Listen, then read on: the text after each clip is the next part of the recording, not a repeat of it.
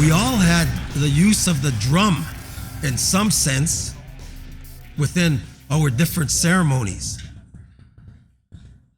We Cree people adopted powwow singing from the Sioux people. We'd like to think we kind of refined it. No, I'm just kidding. I hope there's no Sioux people here. Could start another war. No, I'm just kidding. But that's where it came from. And the drum has a really big significance to it, because when you talk about the drum,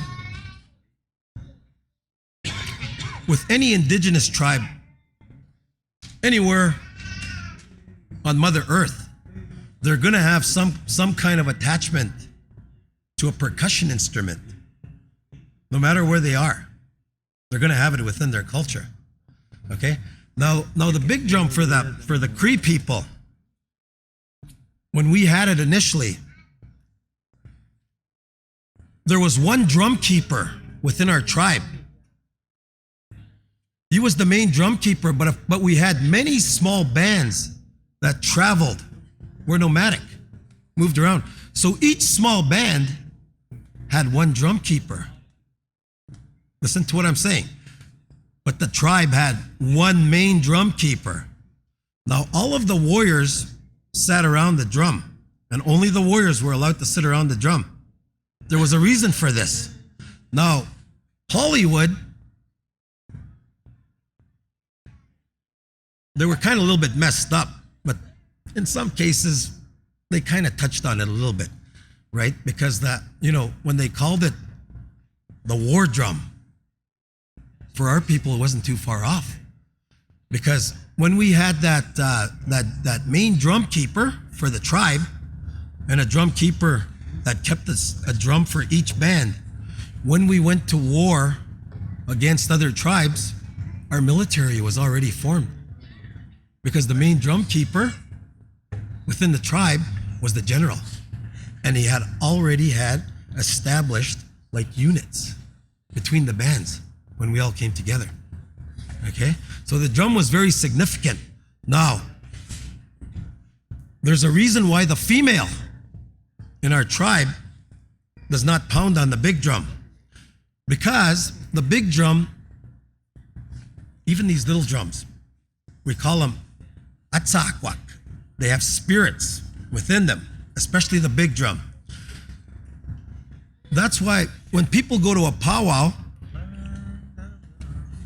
for that brief moment, when they hear that drum, all of those physical, emotional, mental stresses are gone.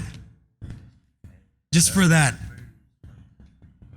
It seems like a long time, but it's only for a brief 4 or 5 minutes. And that's why we say that our big drums have a spiritual power, because the elders say they can heal people.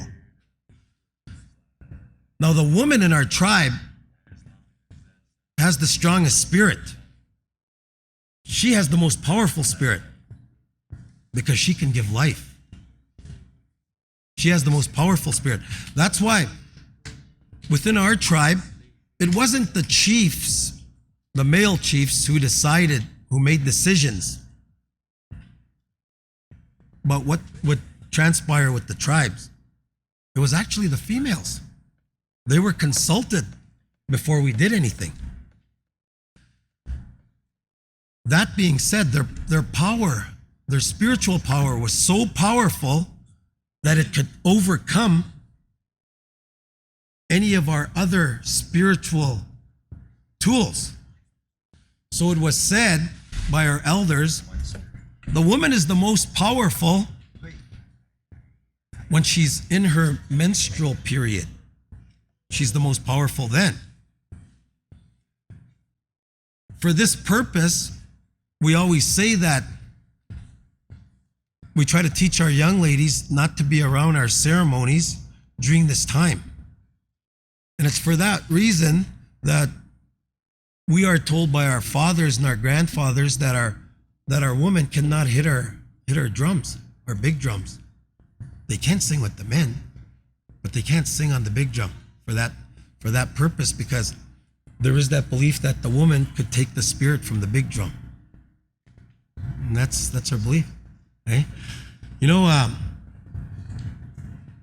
if you want to listen to some powwow music, come on out to the powwow later and just come on over to the drums and feel that feeling.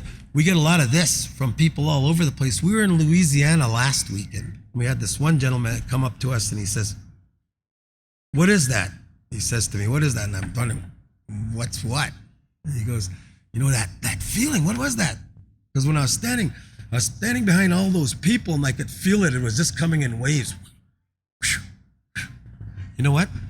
I always say to the same people, I'm not sure. Only you would know that yourself.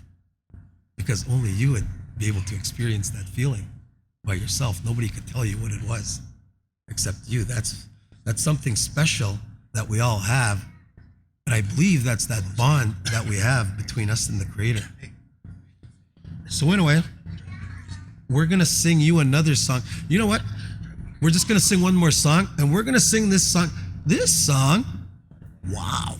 It got like over a million hits on, we don't put any of that stuff on YouTube, by the way. If you're watching that, we don't put any of that stuff on YouTube. People put it up for us. Thank you very much. Anyway, we have this one song, and it's got over a million hits on it. And I believe it's because if you give us a chance, we'll drive you crazy.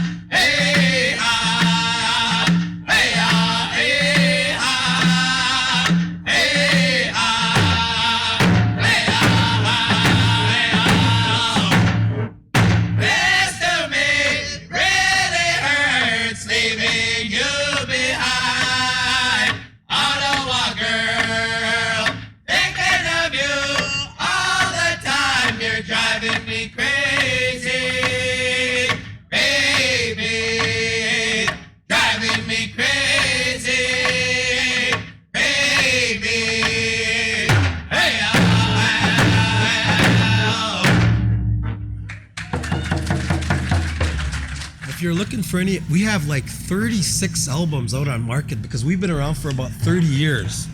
Our record label is from Phoenix, Arizona. You can go online and order them right from them from www.canyonrecords.com. Here's a neat fact. Up until about 5, 6, 7 years ago, you couldn't find Native American music in a music store. But guess what? We have whole sections now, which is pretty cool. Eh? Yeah.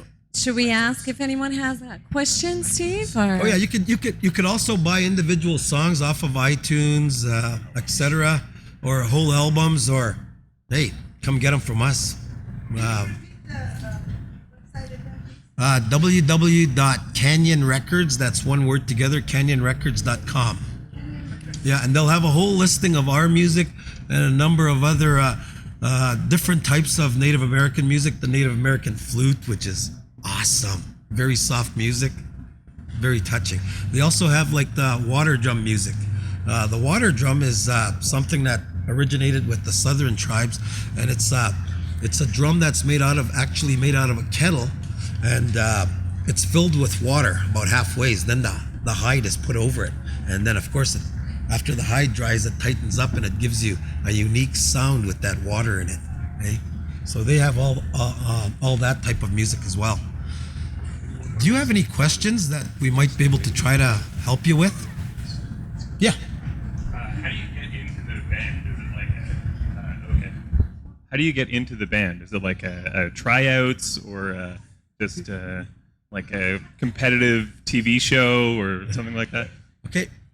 You asked, how do you get into the band? Well, this group in particular, You have to see me. No, I'm just kidding. With our group in particular, we've had basically the same group members for about the last 10 years, right? Some of the guys that we have on our group grew up in my schools, okay?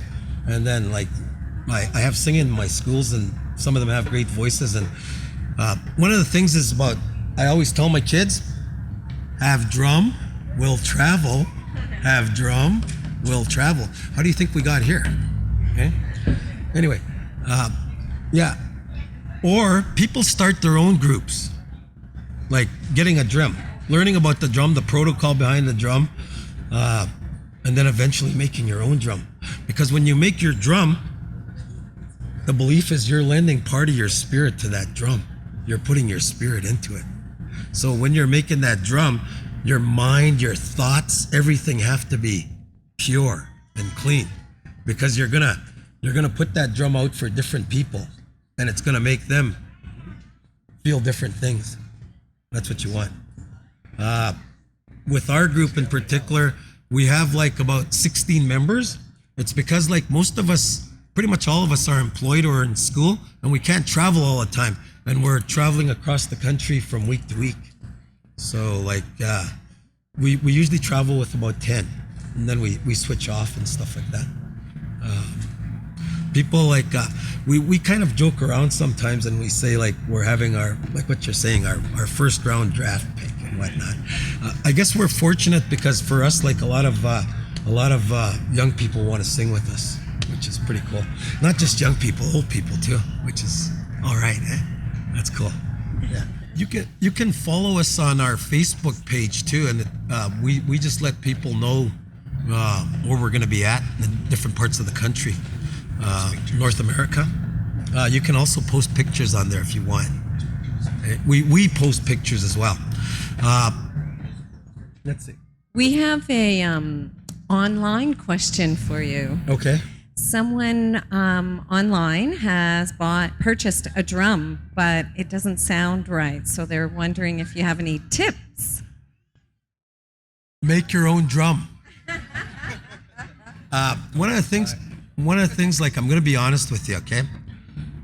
We never buy drums from these types of drums, and we see them in stores and stuff like that, but we don't buy them because we believe that these are our grandfathers. You don't sell your grandfather. That's just not right. And I believe that everyone, all you have to do is get the knowledge to make these things. These ones that we're holding, a number of them were tied by our group members, right? And the big drums that we have, we put them together. In fact, we have a new drum. It's just not ready. It's finished already, and it sounds like wonderful. It's got energy and whatnot, but we haven't done our ceremony for it, so we haven't been able to use it. And we're going to be going down to Fort Duchesne, Utah next week. So we hope to have our ceremony this week. Our drum, we call it a drum sweat, where we have like a feast and we have like a sweat with the drum, and it prepares it for this type of circle, and then we use it after that. Right? Any other questions? Don't be afraid. No one? No one? Hey. Oh, one more over here. These ones here, and we believe, just our own thinking, these are elk hide.